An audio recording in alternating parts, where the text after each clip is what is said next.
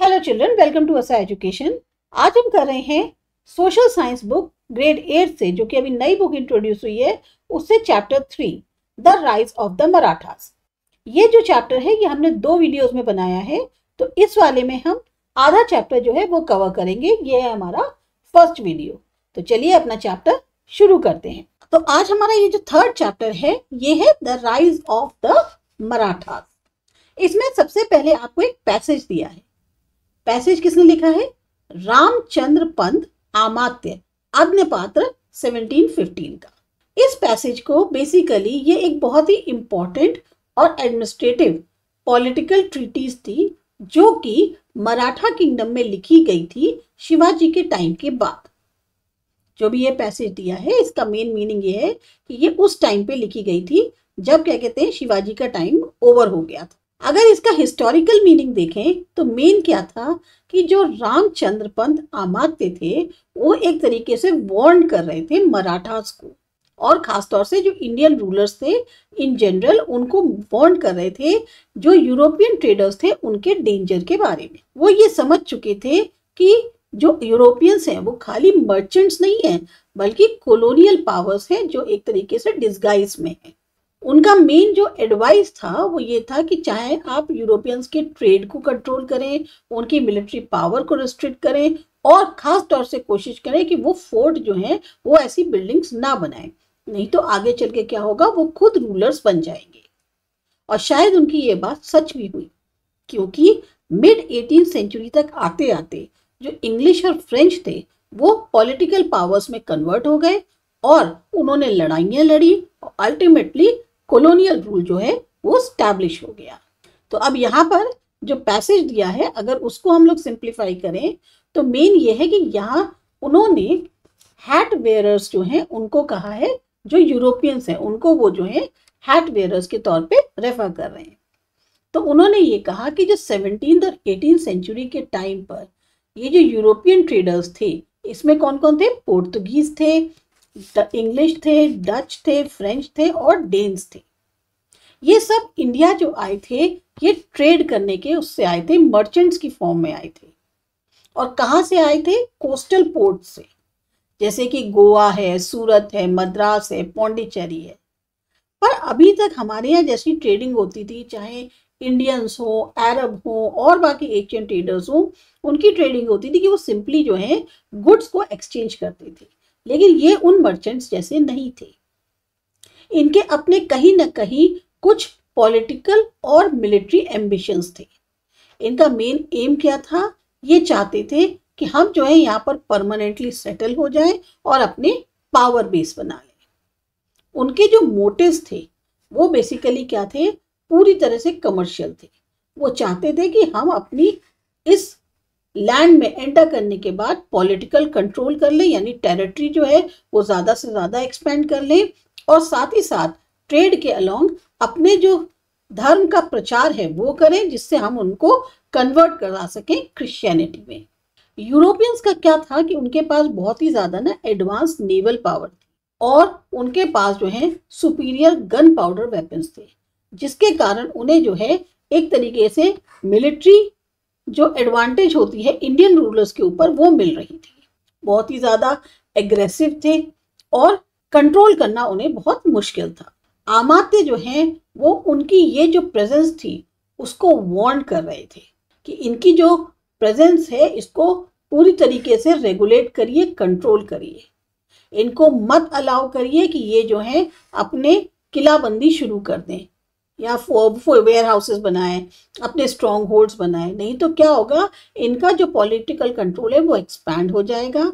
और एग्जैक्टली यही हुआ जब बाद में ब्रिटिशर्स के जो फोर्ट्स बन गए थे, जैसे बॉम्बे है, फोर्ट जेंट्स, ये सेंट जॉर्ज का था मद्रास में, इन लोगों ने क्या किया, अपने ये सब बना के पॉलिटिकल पावर को एक्सटेंड किया। तो ये जो आपका पैसेज है बेसिकली इसमें ये डिफाइन किया गया है। यहाँ पर आपको जो इमेज दी है वो रायगढ़ फोर्ट की दी है महाराष्ट्र के, जिसकी एक बहुत ही ग्रैंड एंट्रेंस जो है वो पैलेस के लिए थी, जहां पर छत्रपति शिवाजी महाराज जो है उनको क्राउन किया गया था 1674 में। और यहीं से जो है मराठा एम्पायर की एक तरह से शुरुआत हुई थी। क्वेश्चंस आपके सामने जो रखे गए हैं वो ये हैं कि पहली बात, मराठास कौन थे, कैसे वो इतनी बड़ी एक लार्जेस्ट पैन इंडिया पावर बने, इससे पहले कि ब्रिटिशर्स जो हैं वो अपने आप को आगे हम लोगों के ऊपर कॉलोनियल रूल करते, उससे पहले कैसे ये लोग जो है एक बहुत बड़ी पैन इंडिया पावर बन गए, कौन से ऐसे कुछ फीचर्स थे जो इनकी गवर्नेंस में इनको हेल्प करते थे, और क्या इम्पैक्ट रहा मराठा एम्पायर का जो वो हमारे इंडियन इतिहास में छोड़ के गए। तो ये जो क्वेश्चंस हैं ये हमें हमारे चैप्टर को पढ़ने के बाद मिल जाएंगे। यहाँ पर आपको टाइमलाइन दी गई है। टाइमलाइन जो है 1630 से लेके 1720 तक की दी गई है। 1630 बर्थ ऑफ शिवाजी, फिर 1646 में बिगनिंग हुई शिवाजी के रूल की, 1657 में मराठा नेवी का एस्टेब्लिशमेंट हुआ, 1666 में इम्प्रिजनमेंट और फिर एस्केप हुआ आगरा से, 1680 में डेथ ऑफ शिवाजी, उससे पहले 1677 में दक्षिण दिग्विजय यानी conquest of south, 1680 death of Shivaji, और 1680 यानी 82 से लेकर 1707 तक मुगल और मराठा वॉर्स का एक तरह से जिक्र दिया है। अब शुरू करते हैं। सबसे पहला क्वेश्चन, मराठास कौन थे? मराठास वो लोग थे, एक ग्रुप था उन लोगों का जो कि डेक्कन प्लेट्यू को बिलोंग करते थे और आज की डेट में वो ज्यादा महाराष्ट्र के नाम से जाना जाता है। इनकी पहचान इनकी भाषा से थी, जो ये लोग बोलते थे मराठी। इसका अपना ही एक बहुत ही रिच और कंटिन्यूअस लिटरेरी इतिहास रहा है 12th सेंचुरी से। इस चैप्टर में हम मेनली ये देखेंगे कि कैसे ये लोग एक बहुत ही पावरफुल पॉलिटिकल एंटिटी के तौर पर राइज हुए, जिसने हमारा जो इंडियन इतिहास है उसे बदल के रख दिया। 13th सेंचुरी के दौरान ज्यादातर जो महाराष्ट्र था उसको रूल कर रहे थे यादव डायनेस्टी, जिसमें उनकी कैपिटल थी देवागिरी, आज की प्रेजेंट डे दौलताबाद। यहाँ पर एक और टाइमलाइन दी गई है, पहले जरा इसको पढ़ लेते हैं। शुरुआत में 14th सेंचुरी के जो यादव डायनेस्टी थी उसको ओवरकम किया खिलजी सल्तनत ने दिल्ली से।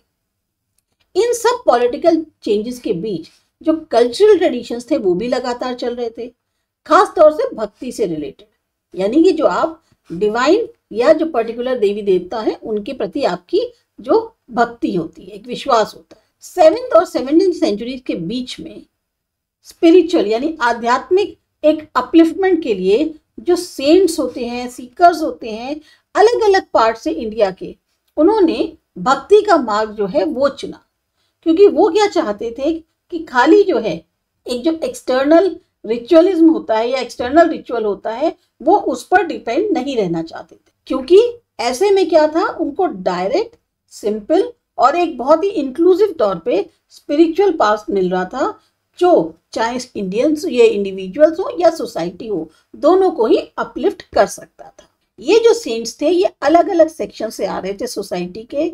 इन लोगों ने भक्ति के गाने लिखे, पोइट्री लिखी अपनी उन भाषाओं में जो उनकी जो जनता है वो समझ पाए, और इससे क्या हुआ, उनके जो मैसेजेस थे वो दूर दूर तक फैल पाए।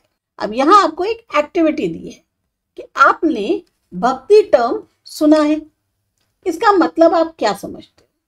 किसी भी एक भक्ति सेंट को आप चूज कर लो किसी भी पार्ट से इंडिया के, और उनकी जीवनी के बारे में आप जानो, क्या उनकी टीचिंग्स थी, क्या उनके मैसेजेस थे, और फिर उनको जो है आपको शेयर करना है अपनी क्लासमेट्स के साथ। साथ ही साथ आपको उनकी कोई एक पोम, भजन जो भी आपको मिलता है वो आप ढूंढिए और फिर उनको अपने क्लासमेट्स के साथ शेयर करिए। तो महाराष्ट्र में कई सारे सेंट्स थे, ज्ञानेश्वर, नामदेव, तुकाराम, रामदास। इन लोगों ने इस टाइम पे बहुत ज्यादा प्रसिद्धि पाई।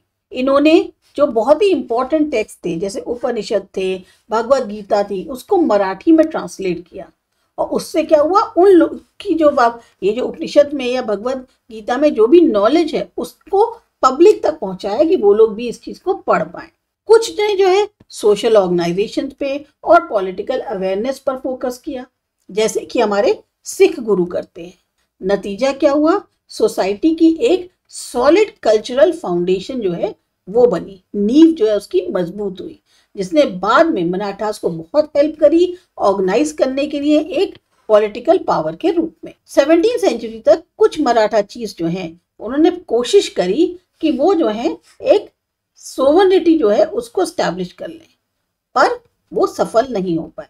जब तक कि शिवाजी पावर में नहीं आए और सारे मराठास को साथ नहीं लाए, तब तक उन लोगों को सोवरेनिटी, जो संप्रभुता बोलते हैं, वो हासिल नहीं हो पाई। अब क्वेश्चन ये आता है कि शिवाजी कौन थे। नेक्स्ट टॉपिक है कि फाउंडेशन जो मराठा पावर की थी और राइज ऑफ शिवाजी।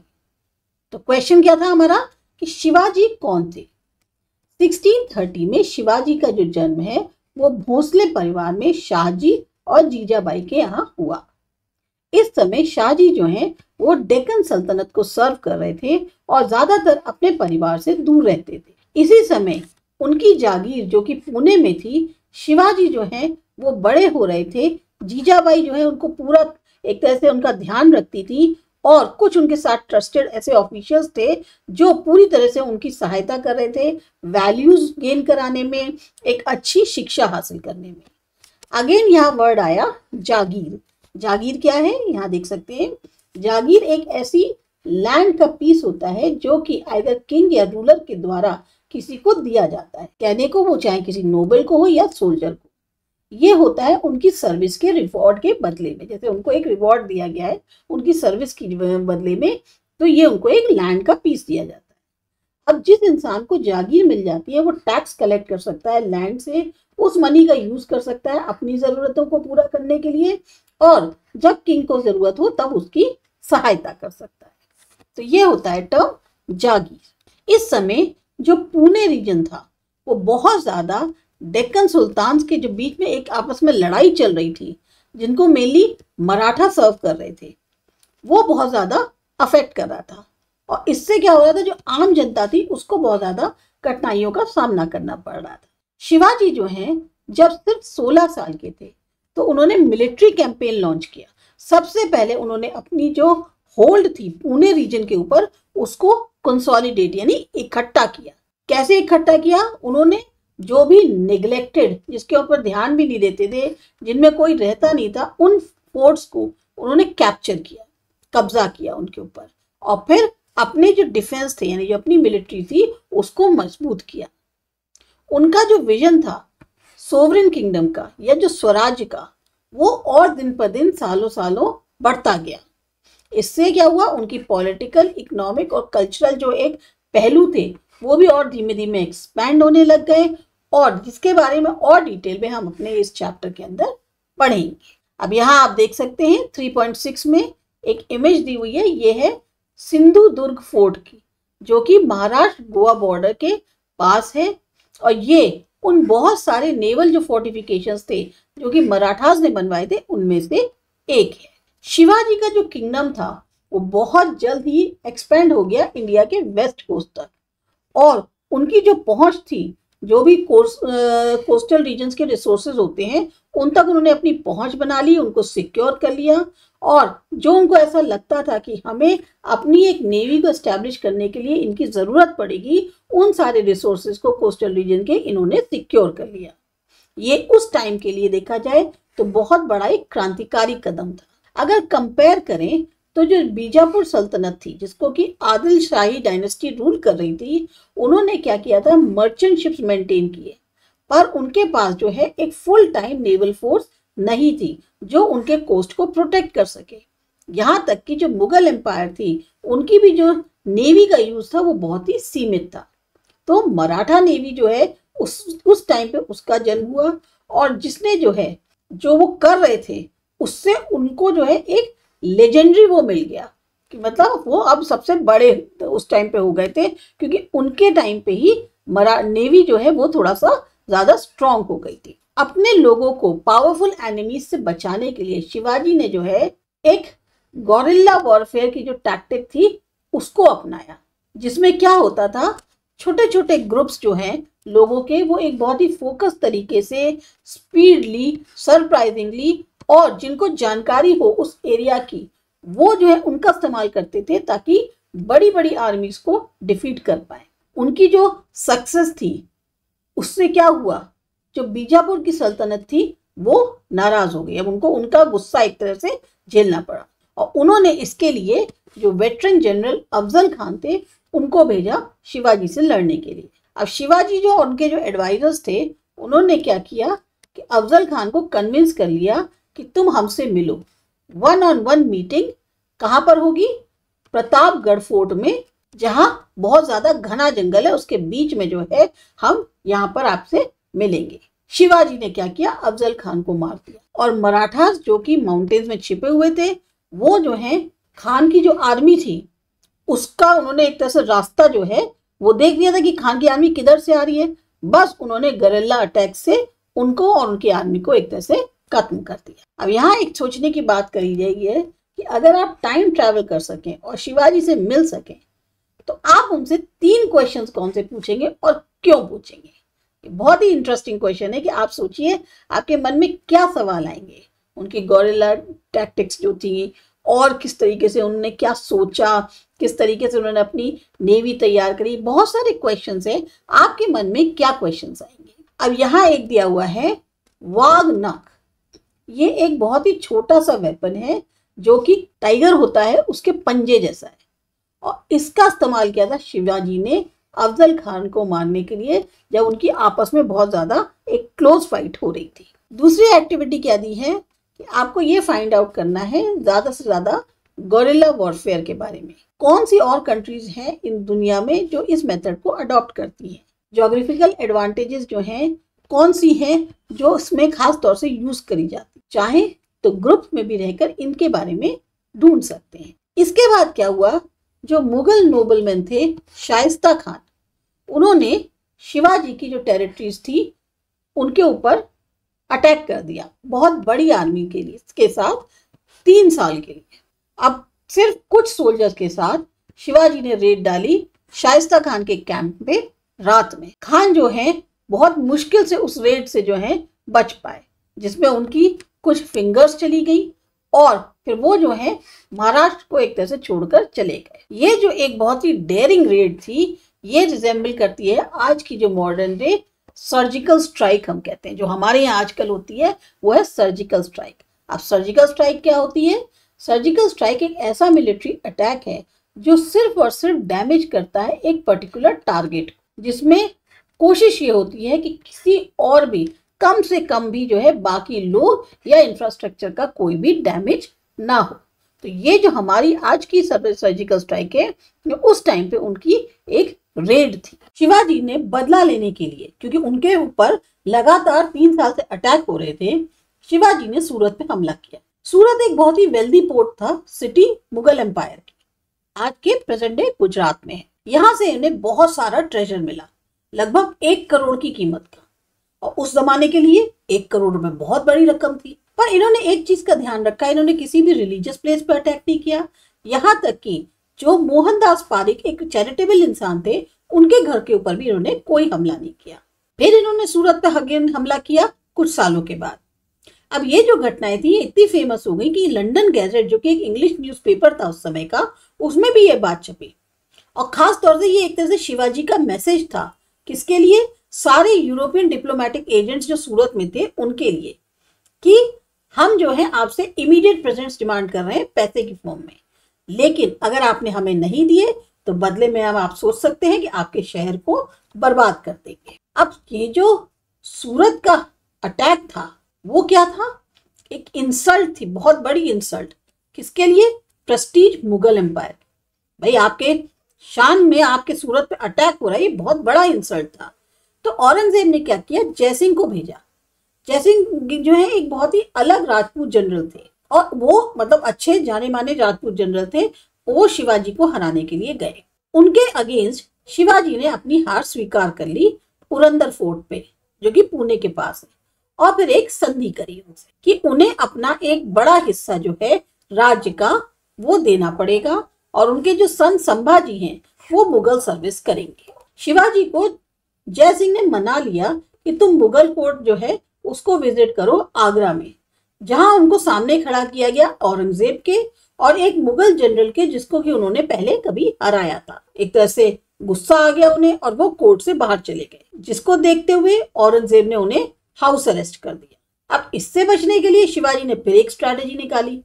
उन्होंने क्या किया गिफ्ट्स डिस्ट्रीब्यूट करने शुरू कर दिए जो होली मैन हैं या मुगल जनरल्स हैं उनको। अब इन गिफ्ट्स में ज्यादातर फ्रूट्स होते थे, स्वीट्स होते थे और बड़ी बड़ी बास्केट्स में ये पैक्ड होता था। तो गार्ड्स जो है वो शुरुआत में तो चेक करा उन्होंने, पर बाद में उन्होंने जो है इसको चेक करना बंद कर दिया।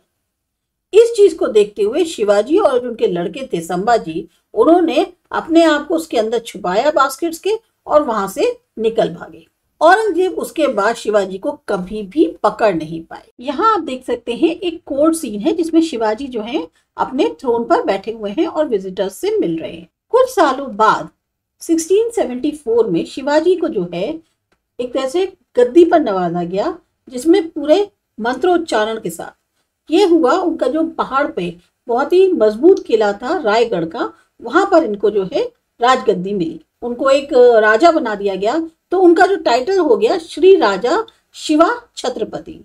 और पहले के जो कुछ रूलर्स थे उनके जैसे इन्होंने भी अपना एक एरा, एक दौर शुरू किया, द राज्याभिषेक शाका। इसके बाद शिवाजी ने जो है दक्षिण के ऊपर एक तरीके से हमला बोला, जिसको कह सकते हैं आप दक्षिण दिग्विजय, जिसमें सबसे इंपॉर्टेंट और उस समय के जिनको कि भेदा ना जा सके ऐसे जो क्षेत्र थे, आज के प्रेजेंट डे नॉर्दर्न तमिलनाडु और कुछ हिस्से कर्नाटक के, उनको जो है ये सब शामिल थे। तो सदर्न एक्सटेंशन जो हुआ उसके कारण उनको बेनिफिट क्या मिला कि मराठास जो हैं वो मुगल इन्वेजन के खिलाफ अपनी एक रणनीति बना पाए, क्योंकि ज्योग्राफिकल फैक्टर्स बहुत मैटर करते हैं जब भी आप किसी से लड़ाई करते हैं। तो यहाँ पे दिया है कि जब साउथ में थे तो शिवाजी ने जो डच थे उनको स्लेव्स की ट्रेडिंग से मना कर दिया। उस समय क्या होता था, ज्यादातर यूरोपियंस कैप्चर करते थे और इंडियंस को जो है बेच देते थे स्लेव्स के तौर पर, और उनको कोई भी अपोज नहीं करता था इंडियन पावर से। यानी कि हमारे यहाँ का इंडियंस जो रूलर्स थे वो कोई भी उनका विरोध नहीं करते थे अगर इंडियन को ले जाके बेच दिया जा रहा है एज अ स्लेव के तौर पे।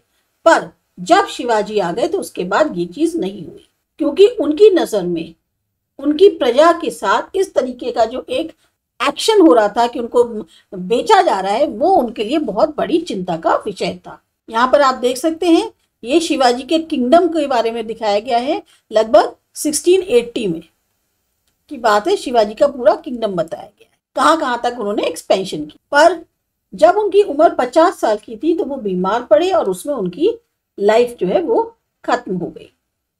बहुत बड़े मास्टर स्ट्रैटेजिस्ट थे, एक ट्रू विजनरी, दूरंदेशी थे, और अपने लाइफ टाइम के अंदर उन्होंने बहुत बड़े ऐसे वो करे, इन्वेजन्स करे, उन्होंने ऐसी लड़ाइयाँ लड़ी जिससे वो चाहे इंडिया में हो या इंडिया के बाहर एक बहुत बड़े लेजेंडरी बन गए थे। यूरोपियंस जो उनको कंपेयर करते थे, जो पहले के जनरल्स थे अलेक्जेंडर उनके जैसे।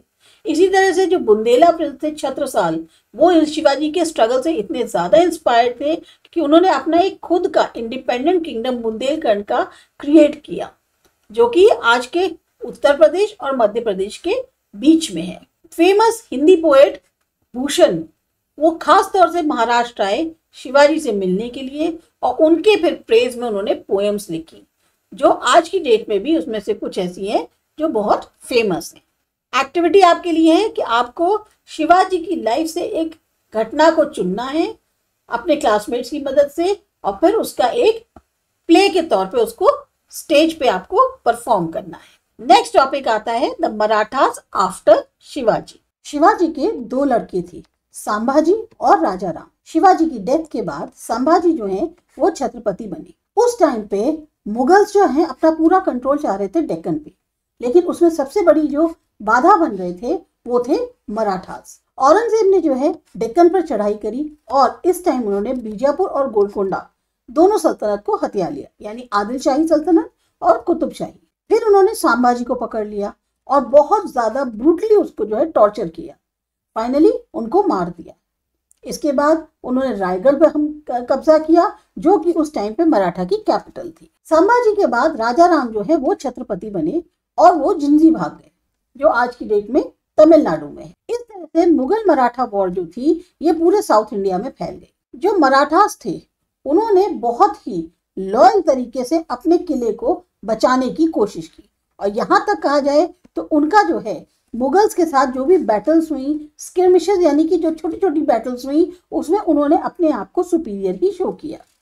अब औरंगजेब जो है वो डेक्कन नहीं छोड़ पाए और इसी कारण उनकी जो है डेथ हो गई, क्योंकि मराठास को हराने के चक्कर में, मराठास को एक तरीके से डिफीट करने के चक्कर में वो जो है सक्सीड नहीं हो पाए, क्योंकि ये लोग जो है बहुत ही एक स्ट्रॉन्ग कंटेंडर के तौर पर, कंटेंडर मतलब होता है जो उनसे कंपटीशन कर रहा है, तो मुगल्स के सामने ये जो है बहुत बड़े कंटेंडर के रूप में खड़े हो गए थे। फिर बहुत ज्यादा अब डिफेंसिव उसमें ना जाते हुए जो मराठास थे उनको अब लीड कर रही थी ताराबाई, जो कि राजा राम की क्वीन थी।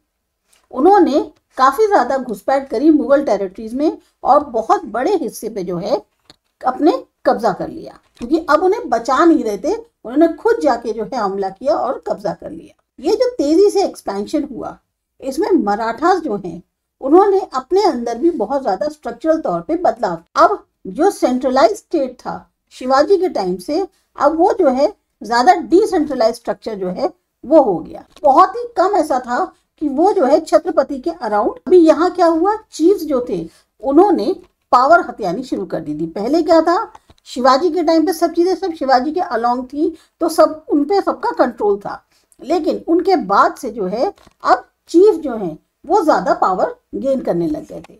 खास तौर से पेशवा, पेशवा जो है एक पर्शियन टर्म है प्राइम मिनिस्टर के लिए। उन्होंने ज्यादा इन्फ्लुएंस जो है वो अपने लिए हासिल कर ली थी, यहाँ तक कि छत्रपति से ज्यादा। जो पेशवा बाजीराव फर्स्ट थे और उनके जो लड़के थे नाना साहेब पेशवा, ये बेसिकली मेन इंस्ट्रूमेंटल कहे जा सकते हैं पैन इंडिया एक्सपेंशन में मराठास के। मराठास का जो सबसे ज्यादा एक्सपेंशन हुआ है ओवरऑल इंडिया में, उसमें सबसे ज्यादा इन दोनों का जो है रोल रहा है। मराठास ने बहुत बड़े बड़े हिस्से जो हैं इंडिया में अपने अंडर कंट्रोल ले आए और उसके ऊपर बहुत अच्छे से उन्होंने रूल भी किया। पर जो क्षेत्रीय तौर पे चीफ्स थे, रीजनल चीफ जो थे, उन्होंने ज्यादा पावर हथिया ली थी, ज्यादा उनको अपनी छूट मिल रही थी। उसके कारण क्या होता था, कभी कदार इनडिसिप्लिन और एब्यूज भी हो जाता था। खासतौर से किस चीज पे, जो शिवाजी के वैल्यूज थे। भाई जब शिवाजी थे उन्होंने अपने एक रूल्स एंड नॉर्म्स बनाए थे, वैल्यूज थी उनकी, तो उसके अलोंग सब लोग जो है फॉलो करके चलते थे। पर जब उनके बाद भले ही मराठास ने बहुत सारे हिस्से अपने अंदर कर लिए हों, लेकिन उनके जो रीजनल चीफ थे वो लोग कहीं ज्यादा पावरफुल हो गए थे। तो ऐसे में वो क्या करते थे, उनकी वैल्यूज को बहुत ज्यादा इंपॉर्टेंस ना देते हुए उनसे कई बार मतभेद होते थे और लड़ाई वड़ाई भी होती थी। अब जैसे मराठास का जो 10 ईयर कैंपेन हुआ बंगाल में, उसमें बहुत ज्यादा क्रुएल्टी और एक डिवास्टेशन मीन्स बहुत ज्यादा बर्बादी हुई। किसकी, कॉमन लोगों की। कॉमन लोगों को ऊपर ज्यादा जो है अत्याचार हुआ। नॉर्थवर्ड एक्सपेंशन जो था उसमें मराठास ने लाहौर, अटक और इवन पेशावर, जो कि आज की डेट में पाकिस्तान में है, इन एरियाज को भी कंट्रोल कर लिया था। अफगान से लड़ाई करी और भले ही बहुत ज्यादा हार गए थे पानीपत में 670-61 में, पर फिर भी उन्होंने पेशवा माधवराव जो फर्स्ट थे उनके टाइम पे क्विकली रिकवर कर लिया। महादजी शिंदे जो है उनकी लीडरशिप में, जिनको महादजी सिंधिया भी कहा जाता है, इन्होंने फिर दोबारा कैप्चर किया दिल्ली को 1771 में, और ये इनके अंडर कंट्रोल रही जब तक कि ब्रिटिश ने 3 दशकों बाद आकर उस पर कब्जा नहीं किया। जो लेटर हाफ था 18वीं सेंचुरी का, उसमें जो चीफ राइवल थे ब्रिटिश के इंडिया के अंदर, वो मराठास थे। 3 एंग्लो मराठा वॉर्स जैसा कि कहा जाता है वो लड़ी गई 1775 से लेके 1818 के बीच में। अब क्योंकि मराठास के बीच में ही एक जो यूनिटी थी, एकता थी, वो कहीं ना कहीं कम होती जा रही थी, और जो ब्रिटिश थे उनकी जो एबिलिटीज थी वो काफी सुपीरियर थी, उनकी ऑर्गेनाइजेशन, टेक्नोलॉजी वो काफी सुपीरियर थी। तो ऐसे में उनको मराठा पावर का अंत करने में सफलता मिली। जो ब्रिटिश थे उन्होंने इंडिया को एक तरह से मराठा से ले लिया, और कहीं ज्यादा लिया जितना कि मुगल से लिया होगा या किसी और पावर से, क्योंकि मराठास ने मैक्सिमम उस पर कंट्रोल कर लिया था। अब आप देख सकते हैं इस मैप में मराठा एम्पायर कैसे दिखाई गई है कि पूरा का पूरा जो ऑरेंज पोर्शन है वो मराठा के स्टेट्स हैं। यहाँ कह रहे हैं कि आपको पता है नाना फडणवीस जो कि एक बहुत ही पावरफुल ऑफिशियल थे पेशवास के अंदर, उनको जो है क्रेडिट दिया जाता है कि उन्होंने सबसे पहला pan Indian anti British alliance जो है उसको ऑर्गेनाइज किया। यहाँ तक कि उन्होंने जो पुराने एडवर्सरीज थे, जो एक तरह से दुश्मनी थी, जैसे हैदर अली मैसूर के थे, निजाम थे हैदराबाद के, उन सबको भी जो है इसमें शामिल कर लिया था। नीचे एक इमेज दी गई है जिसमें म्यूरल दिखाया गया है ब्रिटिश ऑफिसर का जो कि सरेंडर कर रहा है नाना फडणवीस के बीच सामने और महाजी शिंदे जो थे उनके सामने, फर्स्ट एंग्लो मराठा वॉर जो है उसके बाद।